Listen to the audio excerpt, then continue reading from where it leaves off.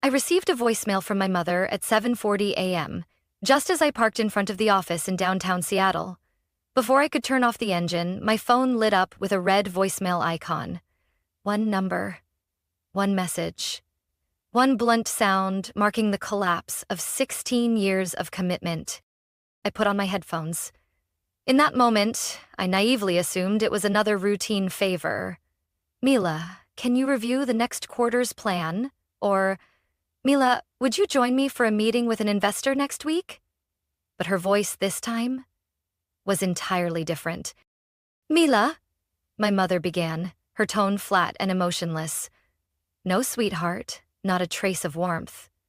Your father, your sister, and I have agreed to restructure the company. Effective today, you are no longer part of the executive team. We'll be buying out your shares. Our family lawyer will be in touch. We wish you all the best. The message ended in chilling silence. I sat frozen, gripping my car keys so tightly my knuckles turned white. My heart didn't race. It felt like it had been forced to stop, stretched into one endless beat. No explanation, no meeting, no warning. They crossed my name off the company as if I were an unqualified intern, not the chief financial officer holding 35% ownership. It wasn't until 8:10 that I replied with a short message. Just one word. Understood. No rage, no begging. Just a cold closure, perfectly mirroring how they had chosen to dismiss me.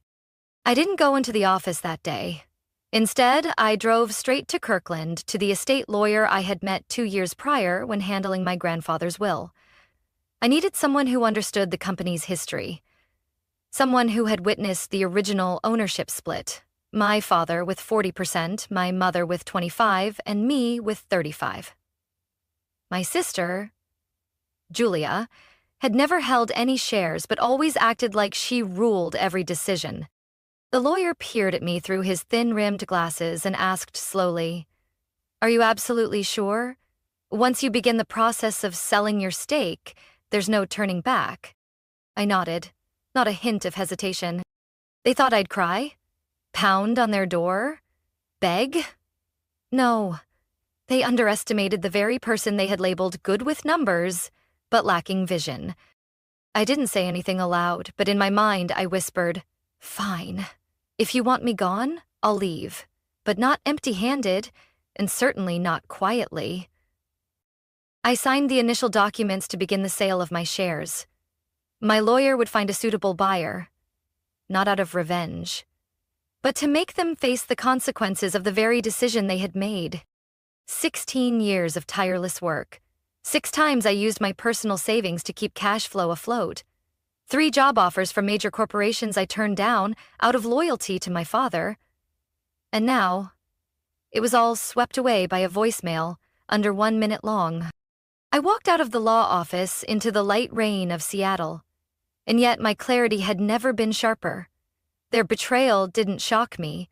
It was simply the final blow in a long string of quiet slaps I had trained myself to ignore. Not anymore.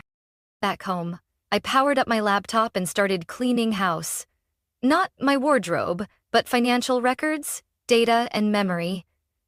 And I prepared for the next step, selling what I owned, number by number, legally, accurately, and on my terms. I started working for the family company at 18, right after graduating high school in Spokane. While my friends were busy applying to top universities, I stayed in Washington, studying finance at a small public college while handling bookkeeping for our family's manufacturing plants. Back then, my father told me something I've never forgotten.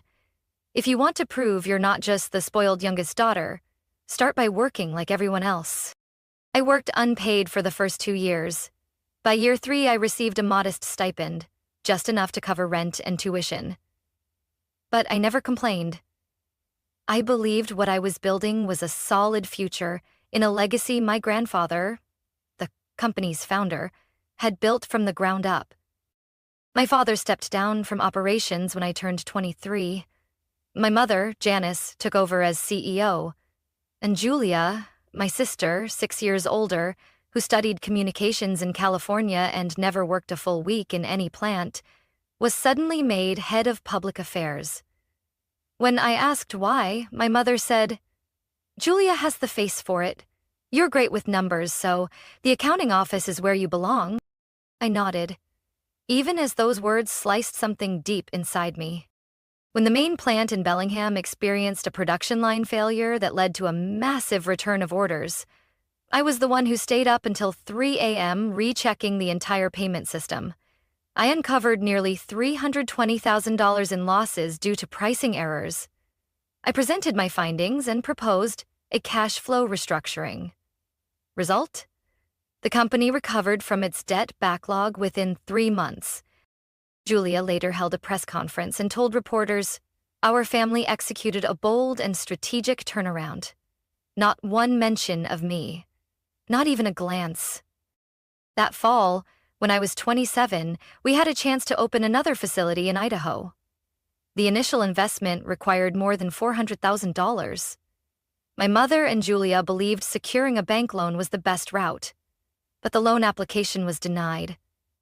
The company's reputation had recently been hit due to faulty products, so I emptied nearly all my savings, over $120,000, and used property under my name as collateral to qualify for an advance from the equipment supplier. I didn't do it to be the hero.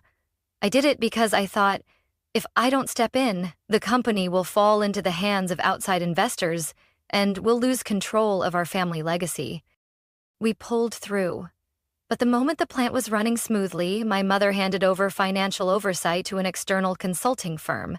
Julia said, "She did well, but we need to professionalize to grow." I didn't argue. I quietly retreated into managing cash flow and preparing tax filings. Everything I had sacrificed, money, time, youth, even chances at my own career growth, gradually became expected. When I raised concerns in meetings, my mother would sigh, "Ah, Mila, don't complicate things again." Julia would chuckle, "My little sister's detail-obsessed. She doesn't see the big picture." I became used to being interrupted mid-sentence, excluded from critical emails, or seated at the overflow table during strategic partner meetings. They called me the ledger girl, as if my only role was to add and subtract. Once, I warned of cash flow risks in a contract with an uncertified ISO contractor. Julia laughed, patted my shoulder in front of everyone, and said, "You worry too much. Trust me." 3 months later, that very contract cost the company nearly $75,000 in returned inventory. No one apologized. No one remembered my warning. I began to understand. In their eyes, I wasn't a partner. I was the fallback plan. A walking bank account with a polite voice. And the price I paid for loyalty was invisibility. I discovered everything on a regular Thursday afternoon. I was sitting at my usual coffee shop near home, editing the draft of the quarterly tax report, even though I had officially been removed from management a few weeks earlier. Old habits die hard. I still kept up with industry news, still reviewed bits of data I had access to from the accounting system, maybe because my mother and Julia didn't think I had the strength to react, so they hadn't fully revoked my access.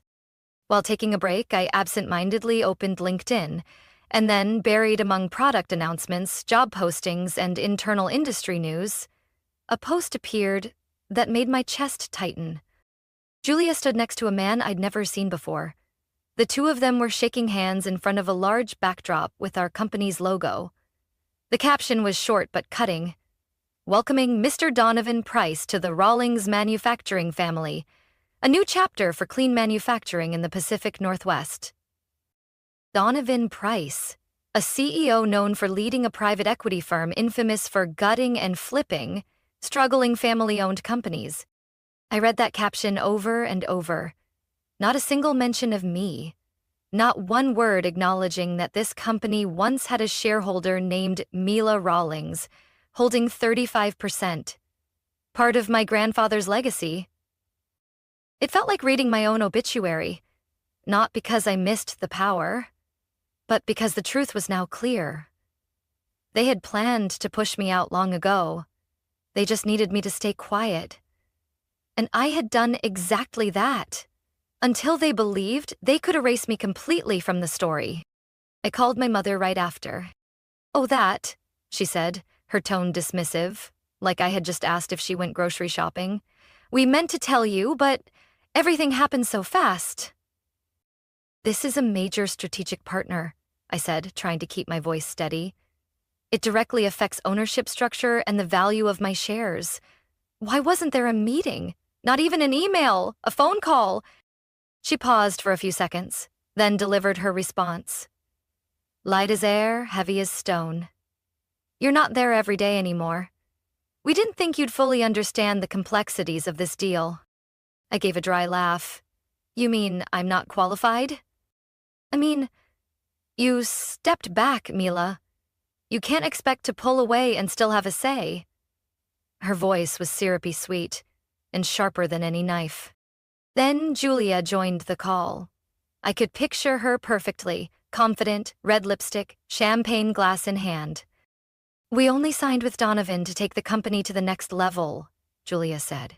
"Nobody intentionally excluded you, but honestly, Mila, you're good at the small stuff, accounting systems, paperwork, the little things. This is a global strategy. You'll see everything turns out fine. Don't blow this out of proportion." I ended the call, not out of anger, but because I knew one more word and I wouldn't be able to hold it together. I didn't want them to see me crack. I wanted them to see silence. And this would be the kind of silence that wasn't passive, but calculated. That night, I dug out every financial document from the past 6 years. Every time I transferred personal money into the company's accounts to cover payroll during a slow season, the zero-interest loans, the emergency contracts signed because I was the only one willing to guarantee them. I never kept those to claim credit. But now, every word, every number, every receipt had become undeniable proof of one thing. I was never on the outside. I had never been just extra. And if they chose to operate behind my back, then I would respond with the very thing they overlooked. Data. Precise and irrefutable. There were no tears, no angry phone calls, and definitely no pleading. I knew that any emotional response would only serve the tired narrative my mother and Julia always leaned on. "Mila's too emotional. She's not built for high-level decisions." Instead, I opened my laptop and retrieved a file I'd been subconsciously compiling for years. Something I now realized was priceless. A complete archive of the financial work I had done for the company. No one asked me to keep that handwritten contract with the supplier who once threatened to sue us over late payments. No one knew I had screenshots of every bank transfer, every off-the-record email asking me to cover a short-term loan for the Oregon facility. But I kept them. Not out of paranoia, but because I've always believed data never betrays. I called an old friend, Jordan Clark, a business attorney in Portland who once helped me navigate my grandfather's estate. He wasn't the type for comforting words, but when I finished explaining, he said only one sentence. "Mila, they messed with the wrong person." We got to work immediately. Jordan emphasized, if they wanted to buy me out, they'd have to follow the proper process. And if they signed with a third party without my consent as the second largest shareholder, they were in violation of multiple operating rules. I began auditing every contribution I had made over the past 10 years. Not just cash transfers, but the loans in my name, the taxes I covered, the vendor contracts I signed when my mother and Julia were too busy with conferences. Everything had a paper trail. Timestamps, originals, confirmations. 3 days later, Jordan's office issued an official notice to the company. I was rejecting any forced buyout and demanding full transparency regarding the deal with Donovan Price, for all shareholders. I wasn't surprised when the response was absolute silence. Jordan simply smirked. "They're betting you'll cave or lack proof. What they don't know is you've got both things they're missing: patience and documentation." We moved forward with Plan B. finding an outside investor to acquire my 35% stake. But not at the bargain price my mother and Julia had hoped for. This time, it would be on my terms. And for the real value I knew better than anyone. Jordan contacted a Chicago-based private equity group known for resolving family business disputes. They didn't care about bloodlines, only the balance sheet and potential return. I prepared a comprehensive file, my financial contributions, proof of my role during past crises, a legal risk summary showing what would happen if the other shareholders continued to violate the company charter, and a full account of the systemic exclusion I had endured for over a decade. When the investors finished reading, they asked just one question. "Are you ready to sign the sale agreement as soon as it's legally permitted?" I nodded. Then, on a Wednesday morning, as I was making coffee in my small apartment overlooking Lake Union, Jordan called. "They've agreed," he said. "The investors will buy 35% of your shares. The full payment will be wired into escrow within 72 hours of signing." I set the cup down. I didn't feel relief exactly, but a strange sense of calm. I hadn't chosen the fight they expected. I chose the game I controlled. 3 weeks after we submitted the initial legal request, Jordan and I sat in a private conference room on the 19th floor of a downtown Seattle high-riser. Across the table were 3 representatives from Sable Horizon Partners, a well-known fund that specializes in stepping into fractured family businesses, especially when personal emotion clouds business judgment. They didn't ask why I wanted out. They cared about 2 things: numbers and legal risk. I had both in hand. I opened the binder and walked them through every investment I made in the company, every time I played financial backstop, every critical decision I helped steer. Even though my only official title was the younger sister who's good with numbers, by page 16, one of the 3, Ms. Howard, a senior advisor, looked up at me. "How long have you been doing this?" "Since I was 18, I said. "Started in the records room. Moved into finance 2 years later." She nodded slowly, sharp eyes but not unkind. "And how much of that work was formally compensated in salary or dividends?" I gave a small smile. "Very little. But I kept receipts, every transaction, documentation, signatures, and emails." She said nothing more. The 3 exchanged glances. Less than 24 hours later, Jordan received the approval email. Sable Horizon would acquire my 35% for nearly double what my mother and Julia had quietly tried to negotiate through their lawyer. A video call was held the next day to finalize terms. I remember how I looked. Hair tied back, white button-up, seated at my small desk, a stark contrast to Julia's glamorous PR spreads. But I was the one with signing authority that day, and I used it. The following Monday morning, I walked into Jordan's law office. The Seattle wind was crisp, the sky overcast, but my mind had never been clearer. In the conference room, the documents were neatly arranged. Each page bore the seals of both parties. Seller, Mila Rawlings; buyer, Sable Horizon Partners. I picked up the pen and signed, page by page. Not too fast, not too slow. I read every clause.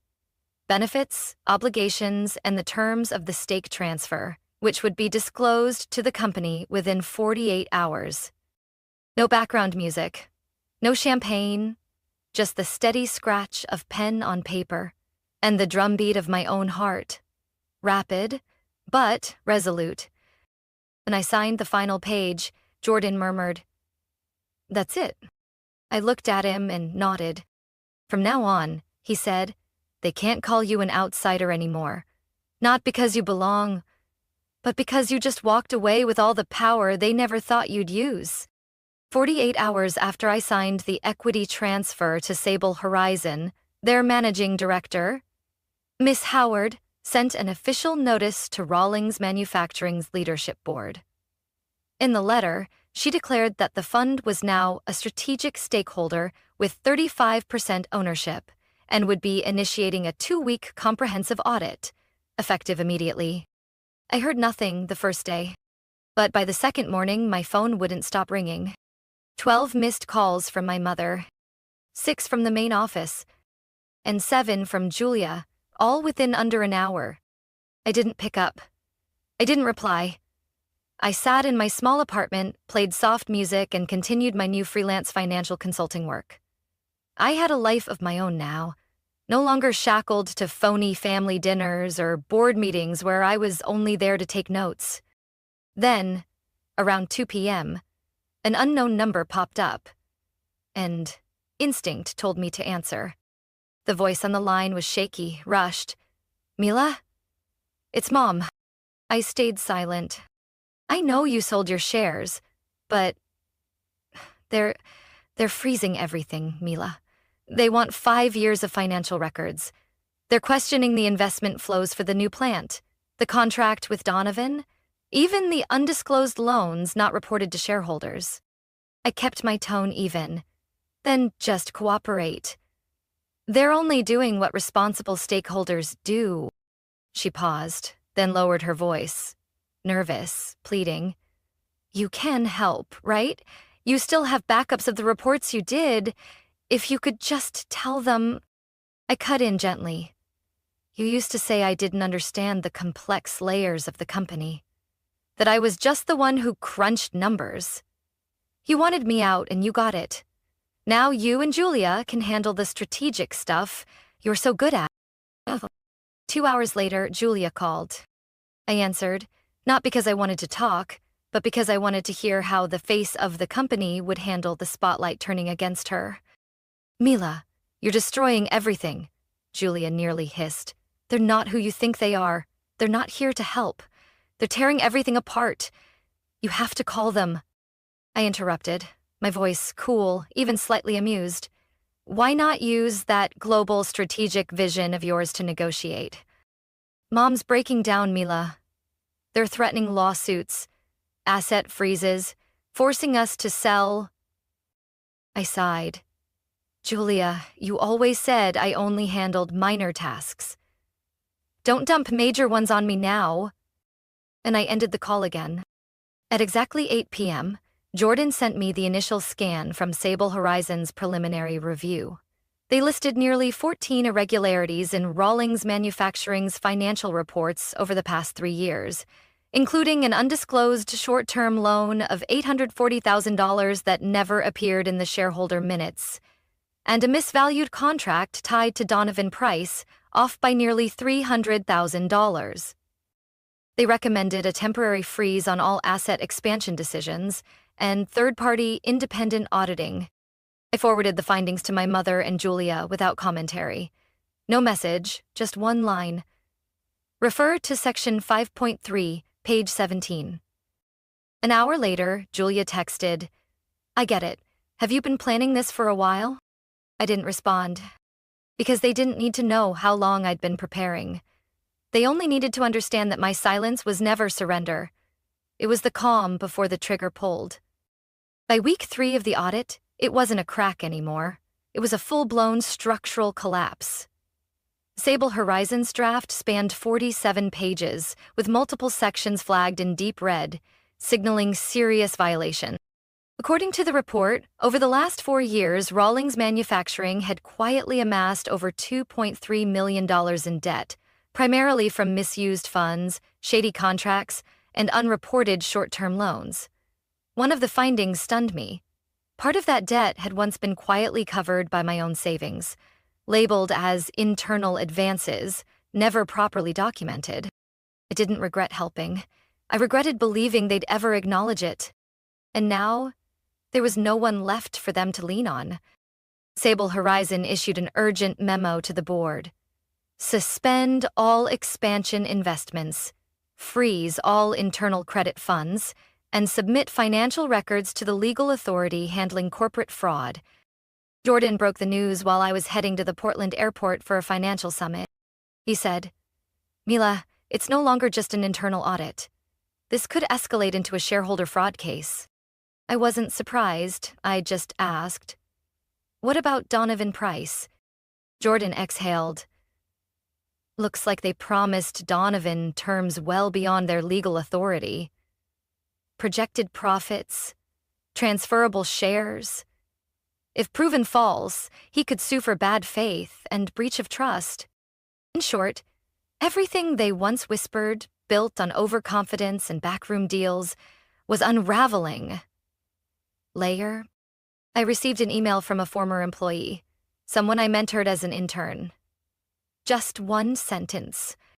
You were the pillar that kept this company upright. Now they know who the foundation really was. My mother, Janice, finally called again. It was past midnight. I didn't pick up. Her voicemail was longer than usual, no longer sharp or firm. Her voice cracked, drained.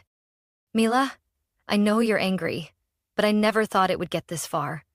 I need you. If you could, just show me how to fix this. You were always the one who kept things under control. I listened, then turned it off, didn't delete it, but didn't reply either. Julia took another route.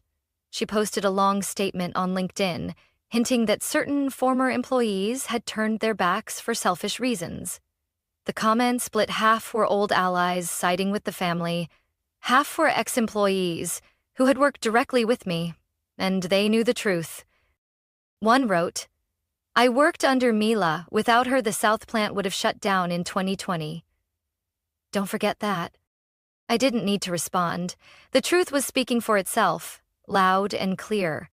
A week later, rumors circulated that Donovan Price had hired legal counsel to renegotiate the entire deal, either to pull out or sue.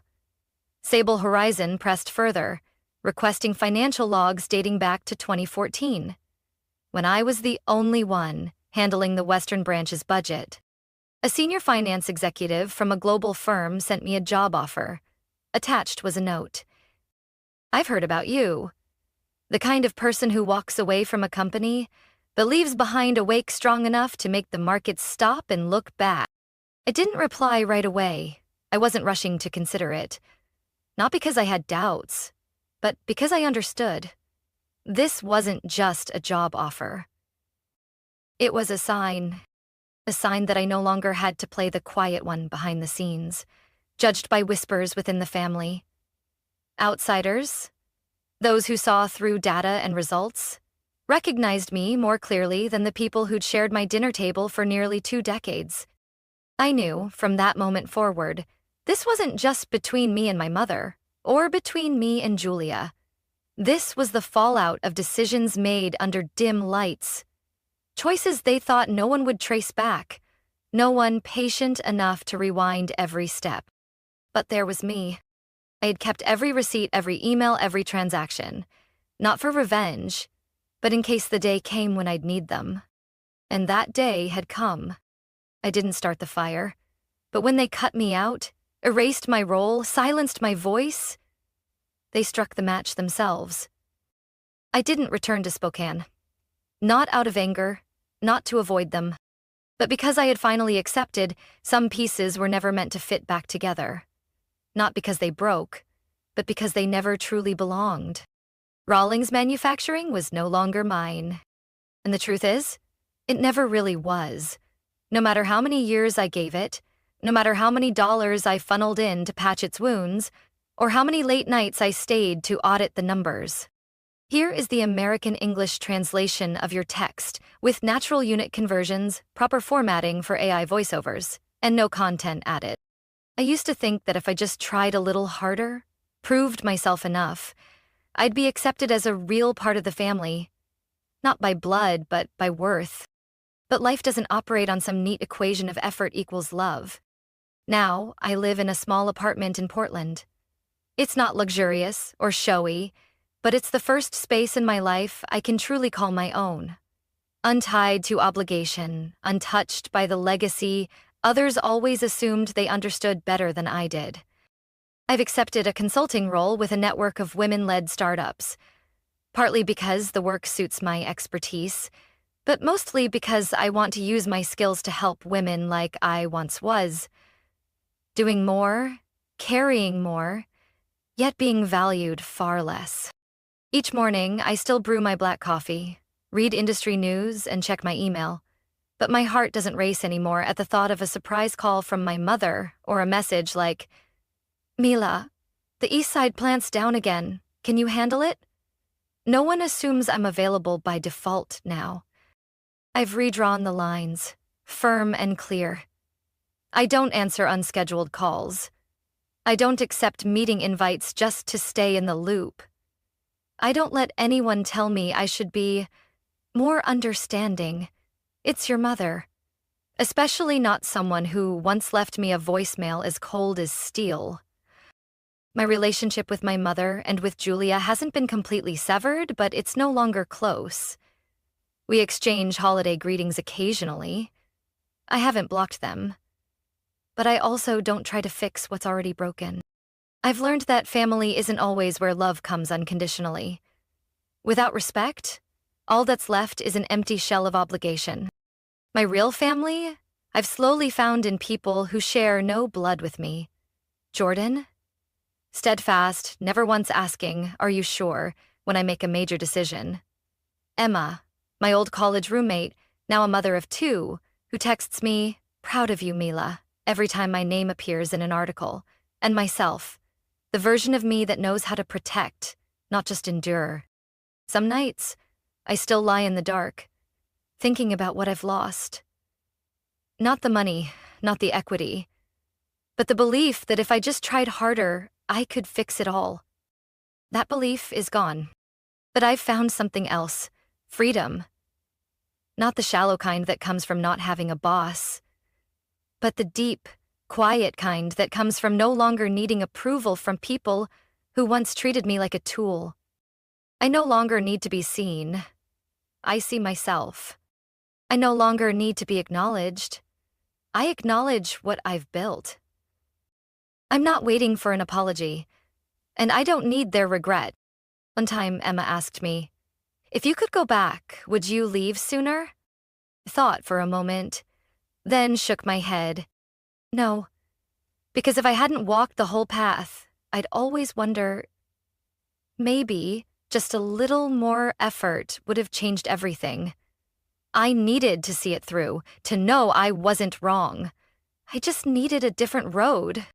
I've taken that road, and I'm not looking back. Mila's story is a powerful reminder that sometimes the bravest thing isn't enduring more. It's knowing when to walk away. In a world where loyalty is often exploited, setting boundaries and honoring your worth isn't just self-respect, it's survival. Family isn't always safe, but freedom, earned with truth and resolve, can be the foundation for a quieter, stronger beginning. What do you think of Mila's choice? Would you have done something different in her place? Share your thoughts in the comments, and don't forget to follow this channel for more real-life stories about family, strength, and healing.